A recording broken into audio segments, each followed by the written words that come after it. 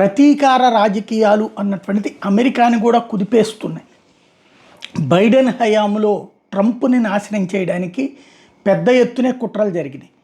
అందులో తన character assassination చేశారు, చాలా దుర్మార్గమైనటువంటి ప్రచారము చేశారు.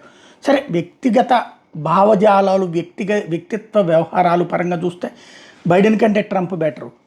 ట్రంప్ అనేటటువంటి వ్యక్తి అమెరికానే నెంబర్ 1 అని ఫీల్ అవుతుంటాడు. అలా కాకపోతే తట్టుకోలేడు.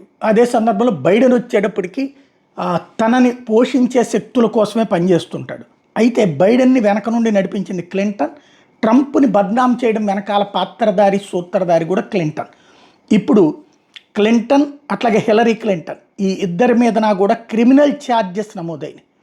ఎట్లయితే ట్రంప్ మీద క్రిమినల్ ఛార్జెస్ నమోదు చేశారో ఇప్పుడు వీళ్ళిద్దరి మీద క్రిమినల్ ఛార్జెస్ నమోదు చేశారు.